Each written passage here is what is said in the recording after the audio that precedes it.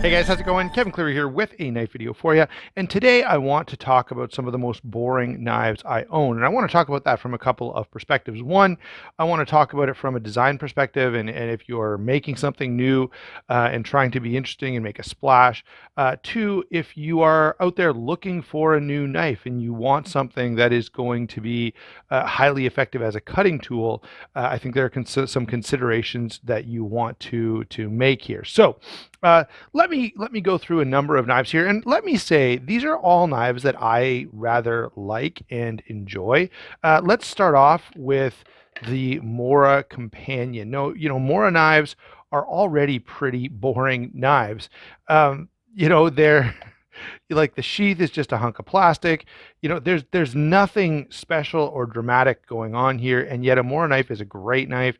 And of course, the Companion is like the boringest of the whole bunch, and yet it's a highly highly effective tool. And I have a lot of non-knife friends who know that I'm into knives, and they'll say, what's a good knife, Kevin? I just need something for this, that, or the other. And I'll often recommend a Mora knife just because it's so cheap, it's so available. Like it's a fantastic tool because it's just simple and straightforward and effective. To carry on with this, let's grab a couple more. Here is the Civivi Brazen, and recently I took a look at this, and I have to say I'm super duper impressed by this knife. And part of the reason it's so compelling is it's very very simple. Like there's nothing dramatic going on here at all, except perhaps the color, and even that's pretty. It's just a sort of a burnt red. Flipper tab, everything very, very straightforward. I've got more here that I want to go through. One of my favorite knives in existence is the Lion Steel M4. I love this knife, and it could not be more vanilla. It's, just a simple drop point blade with a satin finish, flat grind, a nicely rounded G10 handle back here. Like this is if you just drew a basic picture of a knife, or if I had like my 6-year-old draw a picture of a knife, you would get something fairly similar to this. And that's one of the things that makes it just so, so good. I'm not quite done going through the list. I've got a few more knives I want to share with you. Look, here is the Spyderco Tenacious.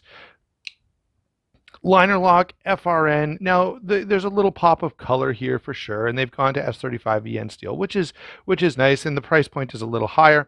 But even the standard Tenacious. Now the biggest issue I have with the standard Tenacious is it's a little inconsistent. Okay, so I haven't had enough feedback on these, but I'm currently trying to kind of put some feelers out there to see what people's experiences are.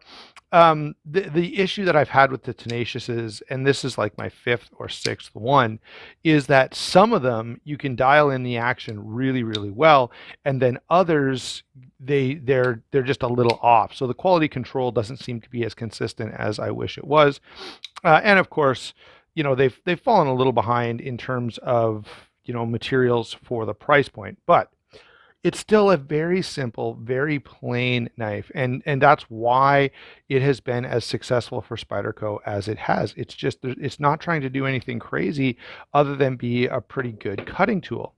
Along those same lines, the Real Steel H6. Now there are a bunch of variants of the H6, so I guess I have to throw that out there.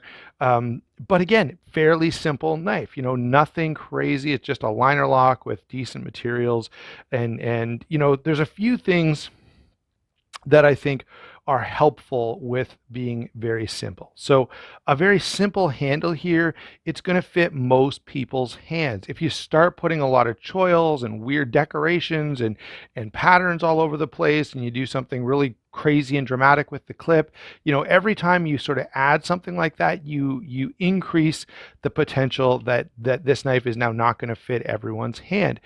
Same thing with the blade. You start doing recurves and you start doing compound grinds and all kinds of different things, even finishes, and you increase the potential that either someone's not going to like it or that it's not going to be quite as effective. I'm one that just loves a really thick blade stock, but a really thick blade stock presents some issues. Okay, So simple and plain and boring is highly, highly effective. The Manix 2, my favorite version of the Manix 2 is the lockback. And again, it's very simple. There's nothing too flashy here. Arguably, this is the plainest Jane version of the Manix that you could possibly get. And I think that's one of the things that makes this special. The ergonomics on this are a little bit nicer as the blade stock's a little bit thicker, and overall it's a beefier knife than some of the alternatives. So I would add that as well. But even even at that, it's a very, very basic folding knife. We could add a few others. Cold steel tends to be a little more dramatic. The CJRB Feldspar, again, this knife is probably the most popular CJRB. Certainly it's the most compelling to me. It's the one I would most highly recommend. And it's just really boring. There's nothing crazy here. There's no dramatic designs. They're not doing any crazy milling or anodizing or anything like that. It's just trying to be a good cutting tool. The Kaiser Slicer, another knife that I've talked a lot about lately. It's super, super comfortable. That drop point with the flat grind slices like crazy. And again, it is as boring as it could be. And what could be more boring than the Rat Model 1 that we've got right beside it? Just slabs of usually FRN, flat ground drop point blade. Now I want to bring in some knives that are a little more dramatic, but I want to notice something that makes them highly effective. So let's take a look at the Para 2. So Paramilitary 2 is not a super exciting knife either. Okay, yeah, it's got a little bit more going on. It's not as standard a look as most of the knives that we've had here, but for Spyderco, it's pretty standard, and again, still pretty boring stuff, which again is one of the things that makes it good. Had they gone too far with this, and Spyderco's not afraid to do crazy stuff like the Akuchi or the Subvert, but those are not their most popular models, right? Something like this, where yeah, it's a cool lock, and that does make it special, and the action is really, really good, and it's certainly a different looking knife. So there are some things. This is not quite as boring as the knives we've looked at in the last few minutes, but it's not too much of a departure. I've got a couple of other good examples of this. Here is the Chavez Ultramar 229. This is the G10 one, which I happen to really, really like. Now, the clip is clearly a Chavez clip, but aside from that, and especially if you sort of look at the knife on this angle, it's a very plain, ordinary looking knife. There's nothing crazy here. It's a standard design, just amped up a little bit, right? It's not going crazy. It's not over the top. We could say something similar, I think, about the Real Steel Rocut. Again, a fairly standard type of blade. I will bring in a couple of other fixed blades here. So here is the Kaiser Harpoon. Similar idea, right? There's not too much going on. There's a bit of a cutout here that kind of makes this a little more visually interesting, and certainly the layered micarta. But compare that to something like this. So this is the Riot Skeleton Blade Works Tibia, and it's very dramatic, right? There's not much boring about this. Now, Jim is a little more of a dramatic guy, and so the style kind of meets his particular preference a little more. But this knife I don't love as much as I like this knife. Right, when you keep it simple, you have a much higher ability to really get something that's extremely good and extremely effective. And I think that the Harpoon here is a great example of it.